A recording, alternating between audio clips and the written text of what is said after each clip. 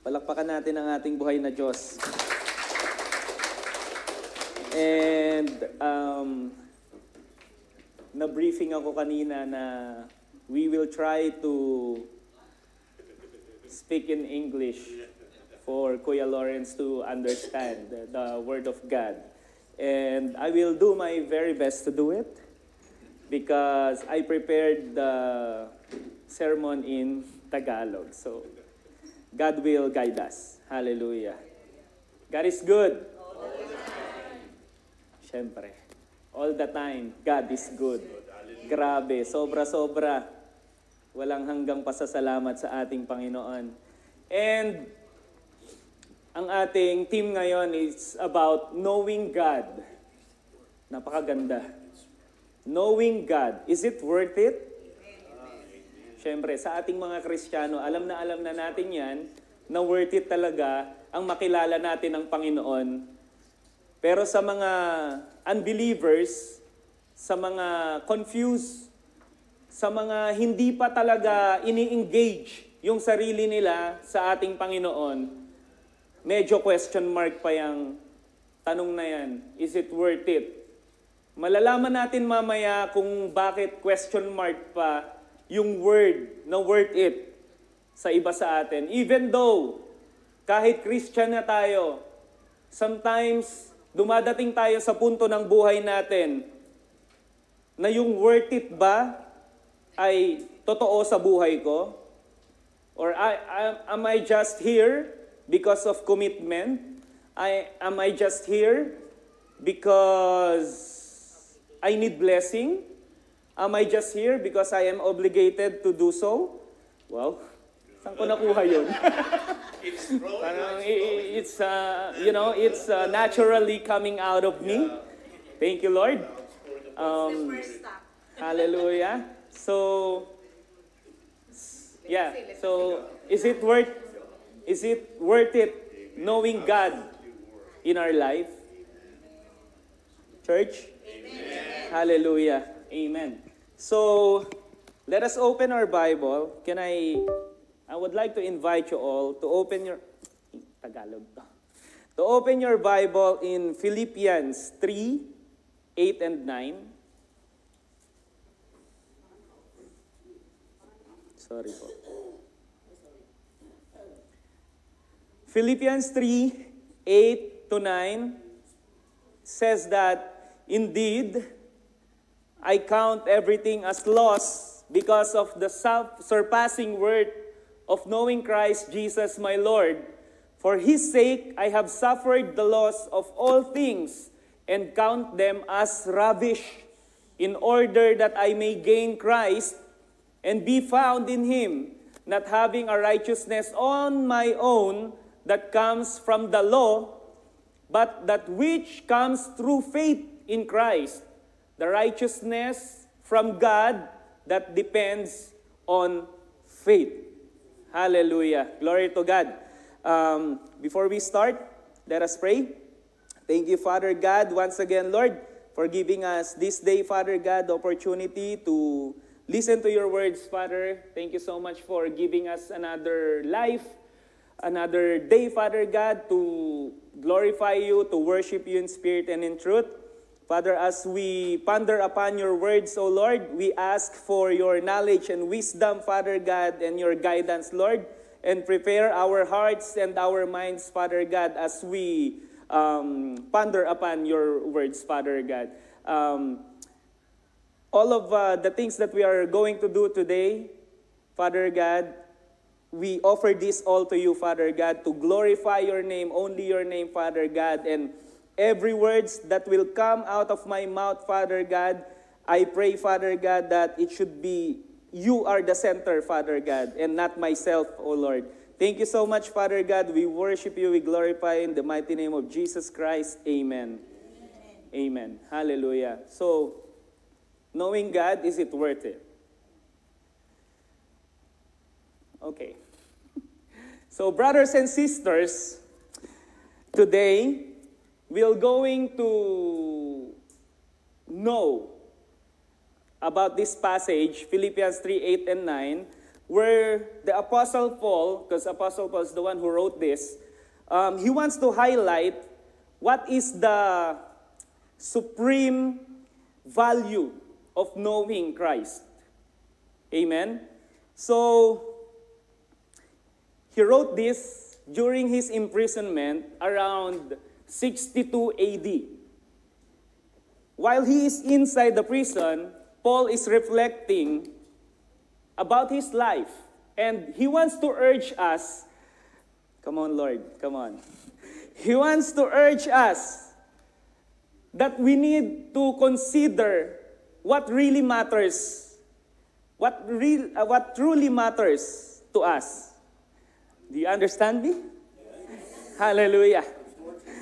Glory to your name, O Lord.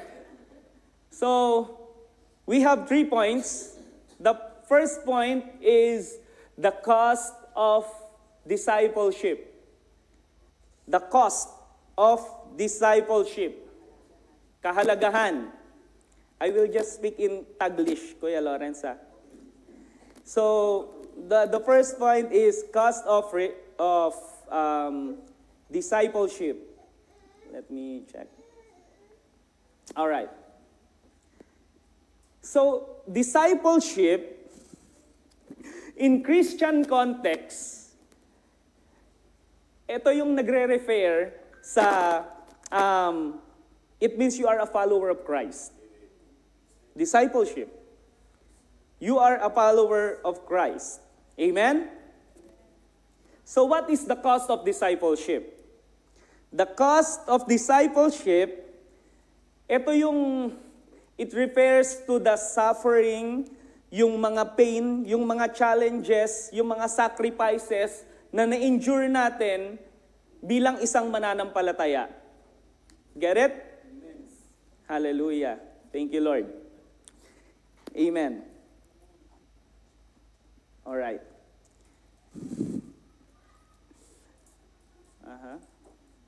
All right. Amen. So, it refers to the pain, the challenges, the suffering na dapat nating pagdaanan. That is the discipleship. So, what is the cost of discipleship? Let us open our Bible to Philippians 3:8. On Philippians 3:8, once again, it says, "Indeed, I count everything as a loss because of the surpassing worth of knowing Christ Jesus my Lord. For His sake I have suffered the loss of all things and count them as rubbish in order that I may gain Christ." Hallelujah. So let us see the background of Paul first. Who is Paul? Paul is a Pharisee. It means, if you are a Pharisee, it means that you are prominent in religious group. Prominente. So, isang taong may status, may estado, edukado, and religious zeal. Ibig sabihin ng religious zeal, meron siyang, he has an intense passion on his belief. So, that is Paul. Amen? Hallelujah. Lord. Amen. So, Paul is a Pharisee that has status, education, religion. Yet, sabi niya, he declares, na sinabi niya sa Philippians 3:8, that he consider everything a loss. Kung sa Tagalog, walang kwenta. Rubbish, basura lang. Because of the surpassing worth of knowing Christ Jesus my Lord. Mas maimportante, mas mahalaga pa yung makilala ko ang Panginoong Hesukristo rather than having all of this, yet I don't have God in my life. It's better that I don't have all of this. I don't have the status, I don't have the education, pero meron akong Diyos sa buhay ko. That is more important to Paul. Amen? Hallelujah. So let us see the word's value versus the Christ value. The word's value, it refers to temporary and materialistic aspect. These are all the things that we want. Of course, we want this. But then, this is not we desire anymore because we are not one of this world, but we are with Christ. So, like on our previous sermons, we saw that it is important that the desire of our hearts is no longer about the temporal things in this world, but the eternal things that God will give us. Amen? You still understand me, church? Hallelujah. So, glory to your name. So, the world value versus Christ. So, as we can see, Paul, everything he once valued. What is that? He valued his heritage and accomplishment. He has a lot of accomplishment. This is what Paul is valuing. He regards as garbage. All of this is just garbage to him in comparison of knowing Christ. So kumpara sa pagkakilala ko sa ating Panginoon, lahat ng ito garbage lang. Hallelujah. Glory to your name. So, itong radical idea na ito, this radical shift illustrate the cost of discipleship.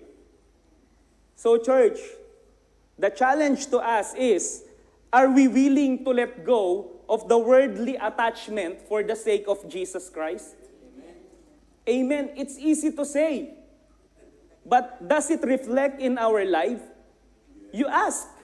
You ask yourself, Lord, it's easy for me to say that, yeah, I already surrender everything to you. I already give my life to you. But sometimes the question is, do you really do that? Because it's not reflecting on your life. Right? So, God is telling us right now that when we started to, what do you call that? We started to,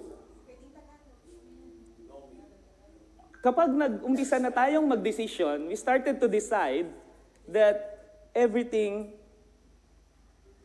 na meron ako, I will offer to you, Lord. So it should reflect in our life, church.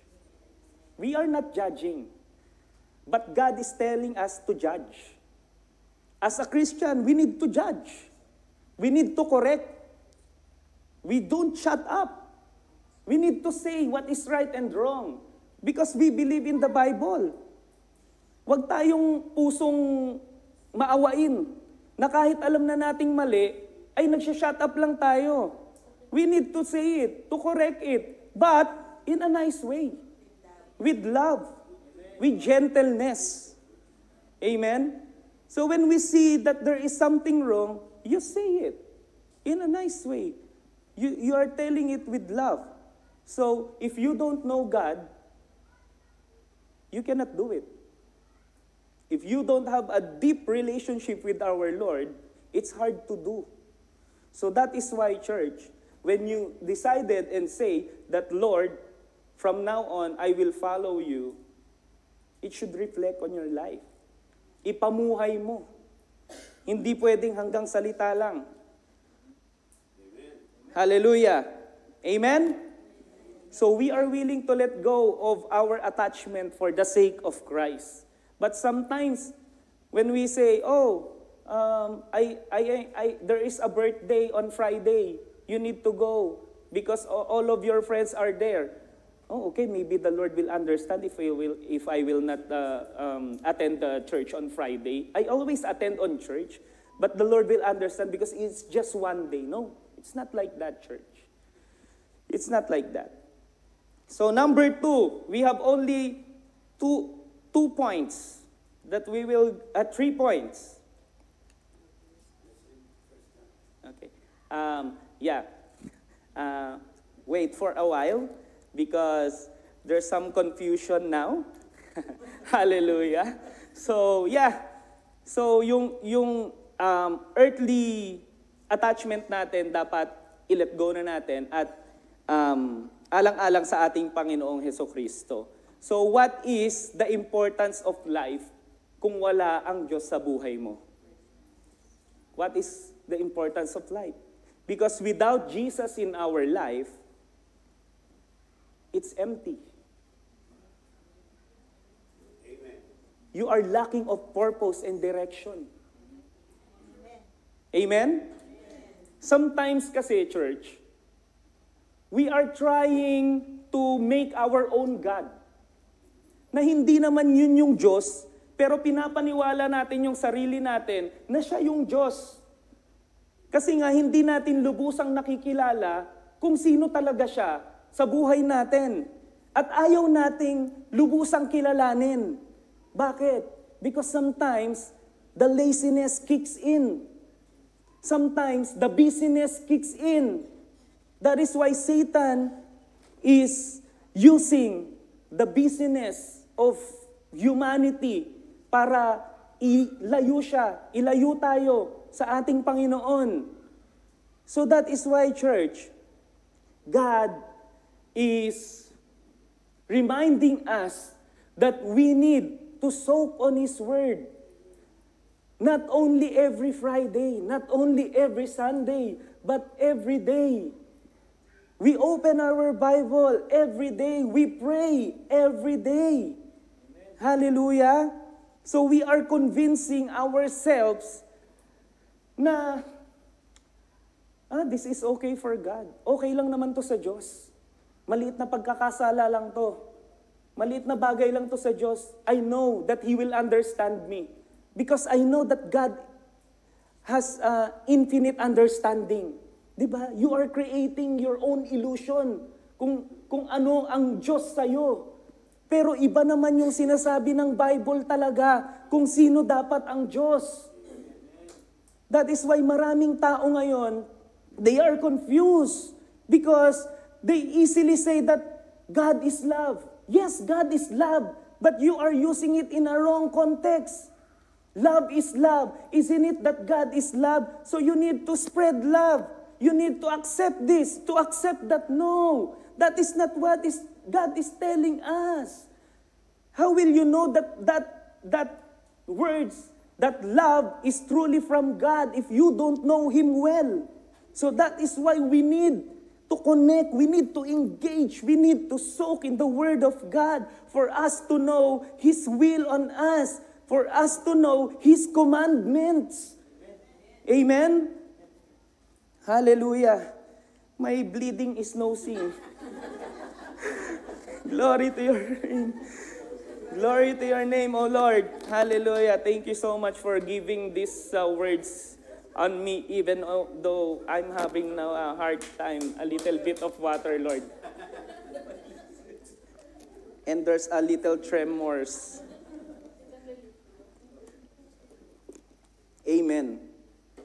That is why, church, on the people who don't know God is, or hindi naniniwala sa Panginoon, there are some who doesn't believe that there is God. Sa mga taong ito, yung purpose ng buhay nila, the purpose of their life, ay umiikot lang sa secular humanism. They are more on the secular humanism. What is that? They are more into personal fulfillment. They seek meaning through relationship, achievements, and their contribution in the society. So dun umiikot yung purpose nila. Pero, if you know God, if you have God in your life and you are a follower of Jesus Christ, we know that our purpose is only found in God. How will you know that if you will not know Him well? Our purpose is found in God.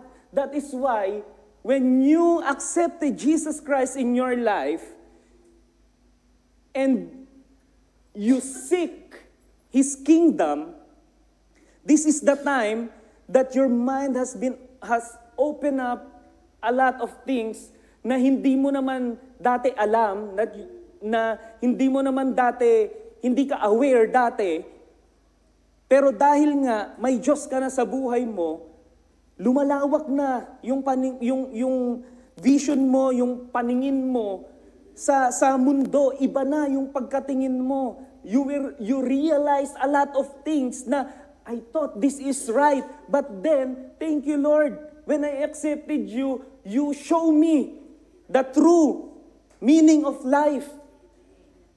Not just about, what you call that again? It's not about, inaano mo lang yung iba. Ano tawag dyan? Piniplease. You are just pleasing others. It's not about just happiness. I would just live your life to be happy and merry. It's not just about that. It's not about, oh, when I wake up, I'm happy. I'm contented, and that's it. Not about that. Church. Amen? You know, church,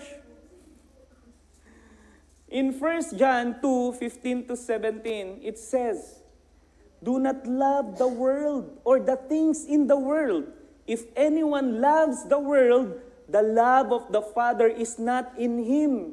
For all that is in the world, the lust of the flesh, the lust of eyes, and the pride of life, is not of the Father, but is of the world.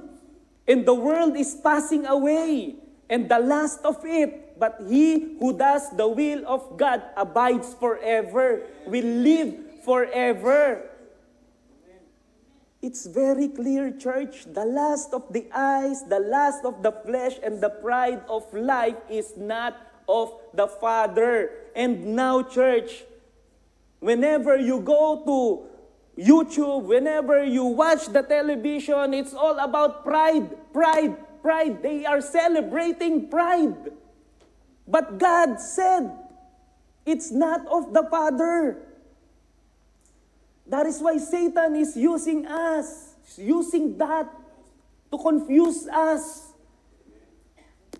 They're always saying, this is the pride of my life. Love is love. Come on. That is not what the Father is telling us to do. It's not of the Father, but is of the world. That is why God is always telling us to not conform on this world anymore. No.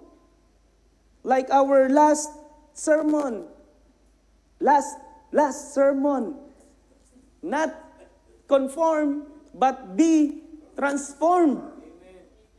Amen. So ask the one inside, at the right side of you. Inside of you. You ask, are you now transformed? Hallelujah. So, church, God is saying on Ecclesiastes 12:13-14, let us hear the conclusion of the whole matter.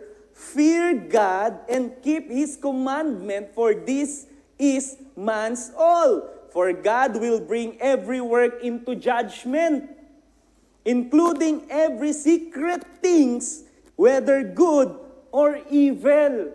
You know, church, this passage, it reflects the belief of our ultimate purpose. What is our ultimate purpose? That is to honor God and live according to His will and commandments. Amen. Hallelujah! Thank you, Jesus. Napagtagumpayan ko yun, ha? Glory to your name. Number 2, the incomparable treasure of knowing Christ. Walang katumbas na kayamanan sa pagkilala sa ating Panginoong Hesukristo. Surpassing worth. Surpassing worth or higit na kahalagahan. Nahihigit na kahalagahan. The surpassing worth,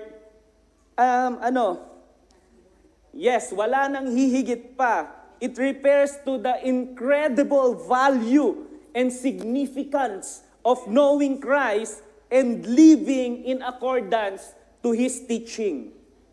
Amen?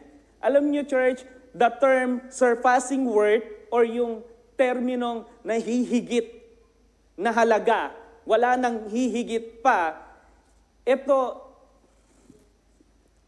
nagpapahiwatig na yung pagkakilala natin kay Kristo ay hindi lang mahalaga. Hindi lang siya mahalaga.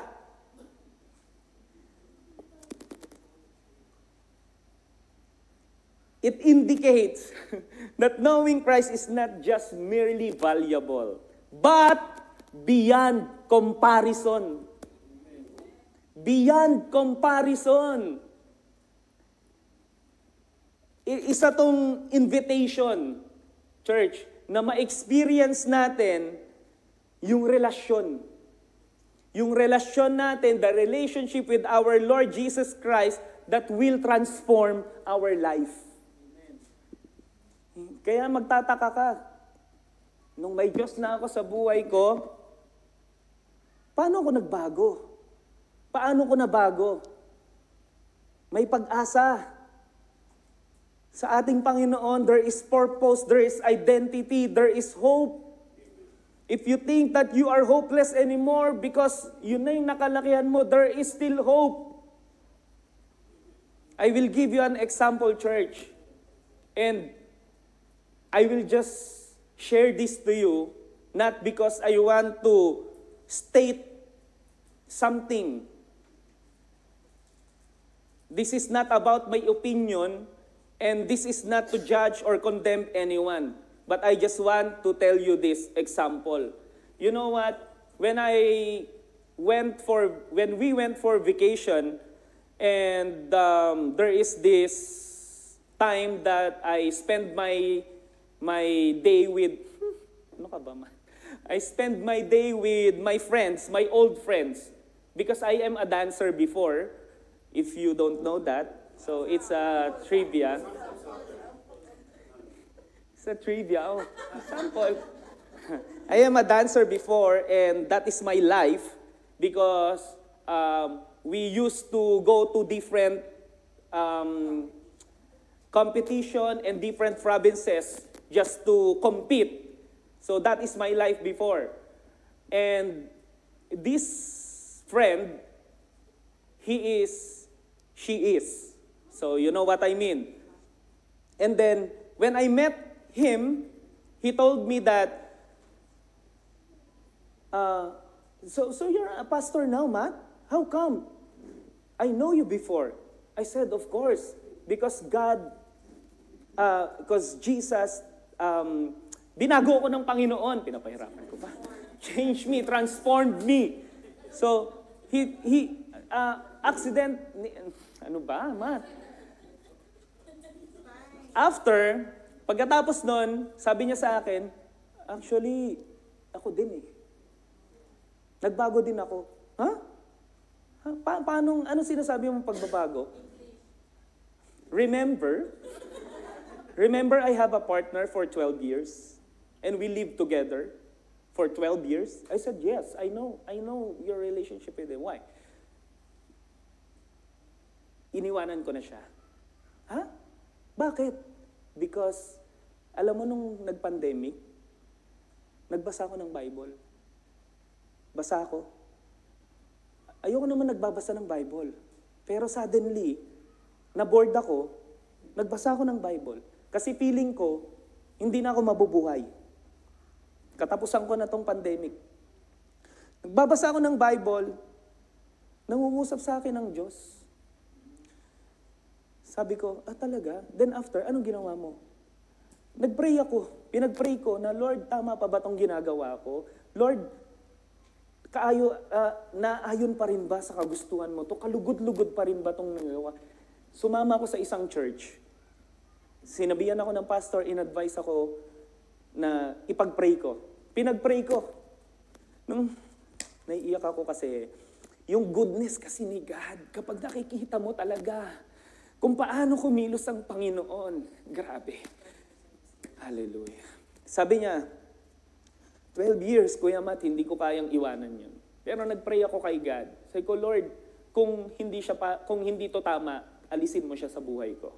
Pero nung mga una, pinapaniwala ko yung sarili ko na tama lang, na okay lang to. Na Lord, sige na, isasama ko naman siya sa church. Mag-church kaming parehas at may intindihan naman nila to. But then, sabi niya, kinakatok ako ni Lord, tinatapik ako ni Lord na hindi yan ang gusto ko sa iyo, anak. Sabi niya, then what did you do? Sabi ko, kinausap ko siya. Then, I told him na ganito, ito na yung faith ko, ito na yung alam kong tama, and we need to end this. Nabayaran na nila yung condo nila, dahil for them, they will live together forever. But then, hinati na nila yon. And, hiniwala na niya ng totally. Then, sabi niya sa akin, pinagpe-pray ko siya, na sana matagpuan din niya si Jesus sa buhay niya. Because the mere fact na natagpuan ko ang Diyos sa buhay ko, nagkaroon ako ng purpose, nagkaroon ako ng identity, and ngayon alam ko na kung ano talaga yung identity ko sa Panginoon. Hallelujah. And you know what? He told me, I don't consider myself anymore as an LGBT. Pero yung kilos ko, yung dalaw ko, ganito pa rin. But I'm not like before. Hindi ko kaya to kung wala ang Diyos sa buhay ko. Kung hindi ko kilala ang Diyos sa buhay ko. So that is why, church, kung meron tayong mga pinagdadaan ng confusion, meron tayong pinagdadaanan na alam naman natin sa Bible ay hindi tama, ngunit pinapaniwala natin yung sarili natin na okay lang, lumapit ka sa Diyos. Lumapit ka sa Diyos. Siya lang ang makakatulong sa atin. Know God well. Alamin mo ang kalooban talaga ng ating Panginoon sa buhay mo. Glory to God. Palakpakan natin ang ating Panginoon. Amen. Amen. Amen. So, inimbitahan tayo ng ating Panginoon to experience the relationship that transform our life. Letter B, personal experience. Para kay Paul, for Paul, knowing Christ meant a new identity, new purpose, and hope. So he is challenging us today, church, to ask if we truly value our relationship with Christ above all else. We need to ask ourselves, do we truly value our relationship with Christ above all else? Above all else? So ask yourself about it. New identity. If you know God, you will be given a new identity, new purpose, and new hope. Glory to God. Number 3, the source of true righteousness. That source of true righteousness. Take note about this, church. We can find it on Philippians 3:9. So let's go back to the first. So it says there that, and be found in him, not having a righteousness on my own that comes from the law, but that which comes through faith in Christ, the righteousness from God that depends on faith. So let's go back to our last PowerPoint presentation. Amen. Glory to God. So personal experience. The source of righteousness in Philippians 3:9. So Paul is saying that it is not based on law. So what do you mean about that? Not based on law. Not based on law because trivia, church, yung historical context when Paul is writing these words, Philippus, last 62 AD, I'm translating it in English, so bear with me. The first church, nakikipagbuno sila sa impluensya ng mga Judaizer. Kasi ginigiit nila na yung pagsunod sa batas ng mga Hudyo ang kailangan para sa kaligtasan. Ginigiit nila na yung batas, yun yung daan patungo sa kaligtasan. Pero sinalungat yun ni Paul. Sabi ni Paul, sa pamamagitan, ang sabi ni Paul na sinalungat ni Paul sa pamamagitan ng pagsasabi na ang katwiran o yung righteousness ay isang regalo mula sa Diyos na tatanggap sa pamamagitan ng pananampalataya kay Kristo. So the source of righteousness is faith in Jesus rather than true adherence to the law or personal merit. So church, salvation is a gift from God. Hindi ito isang bagay na ma-achieve by our own. It is a gift from God. Kasi kung merit system lang ang pagbabasihan ng kaligtasan, wala tayo, bagsak tayo lahat. Hindi tayo papasa sa standard ng ating Panginoon. We will not pass on the standard of our Lord Jesus Christ if the basis of our salvation is through merit system. You know merit system? Merit system yung sa CAT, di ba? Kapag may demerit, kapag nagkakamali ka, yung merit yung binibilang yung nagawa mong good points, di ba?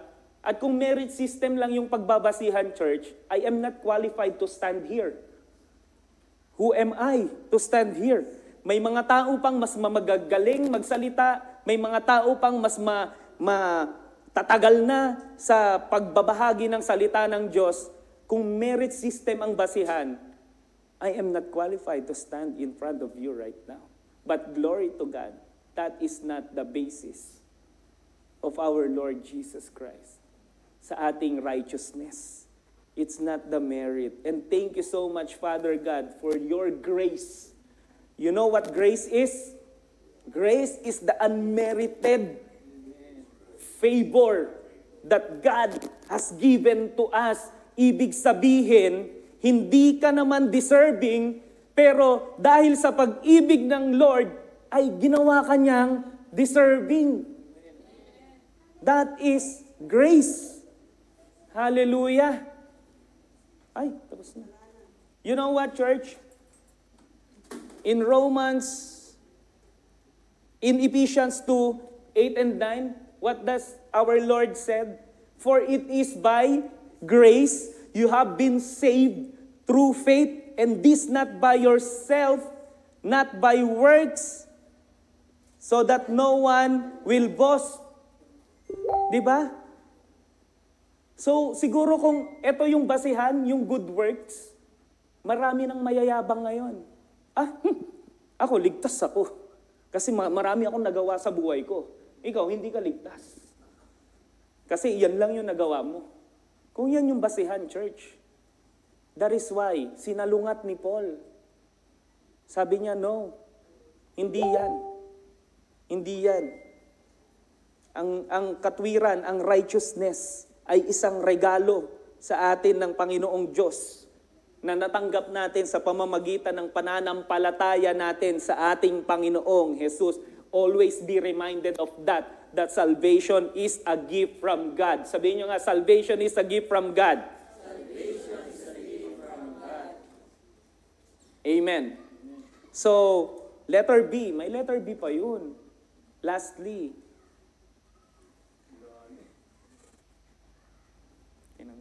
ayun, righteousness through faith. Katwiran sa pamamagitan ng pananampalataya. So, in English, instead we receive righteousness through faith in Christ. This one emphasizes that salvation is a gift. Okay? Amen? Amen. And it's a truth. The truth is, it is free. And it frees us from striving and invite us into a relationship based on trust. Amen? So hindi pwede yung kilala lang natin. Iba yung kilala ko. Iba yung knowing Iba yung deeply knowing talaga, yung totoong pagkakilala. Kasi church, when we court our wife, korte yata yung sinasabi ko. Nung nililigawan natin yung ating mga asawa, anong ginagawa natin? We tend to know Him more. And ganun din sila sa atin. Nakilalanin talaga ng lubos-lubusan. Ano ba talaga to si ganito? Sino ba talaga to si ganyan? And what? Constant communication. Binibigyan natin ng oras na talagang kahit sa pagtulog, naka-on pa yung phone. Mamaya ka na matulog. Hayaan mo lang. Hanggang makatulog tayo, naka-on lang yan para naririnig ko yung hinga mo. Diba? May mga ganyan. Hindi, di ba? May mga ganyan. Constant communication. Talagat mayat-maya, gusto magkausap, kahit nasaan, gusto magkausap. Pero sana ganun din tayo sa ating Panginoon, church. Kung nagagawa nga natin sa tao, dapat gawin din natin sa Panginoon. Constant communication. And we need to know God more and more and more in our life. Amen? Amen. Hallelujah. In conclusion, thank you, Lord. As we reflect on this passage on Philippians 3:8 and 9, we need to examine ourselves kung ano yung binavalue natin most. What do we value most? Are we holding onto things na maghihinder sa relationship natin sa ating Panginoong Jesus? Piliin natin na let us choose to embrace the worth of knowing Him above all else. Gaya nga ng sinasabi ko, we give a lot of effort to know someone. Why can't we just give our whole effort to know God more in our life? Amen? Hallelujah. Kaya church, this is the challenge on us. Not only na we need to know God more. Okay, we already know God who is in our life, but it should reflect on us. Dapat nakikita yan sa pamumuhay natin. Dapat nakikita yan. Kaya minsan, nasasabihan na relihiyoso nga, ganito naman. Di ba? May mga ganun eh. Kasi hindi nagre-reflect. So ask yourself now, Lord, I want to know you more. I will surrender everything to you. My flaws, my weakness, my pain, lahat isusurrender ko na sa iyo. Yung hindi ko kayang bitawan, yung mga chains na nakatali sa akin, isusurrender ko na sa iyo because I want to know you more. I want to know you more. Hallelujah. Sige, tayo po'y manalangin. Palakpakan natin ang ating Panginoon. Glory to your name. Heavenly Father, hallelujah. Help us, Lord, to recognize your surpassing word of knowing you, Father God. And give us the strength to let go of anything that distract us from the relationship. In the mighty name of Jesus Christ, we pray. Amen.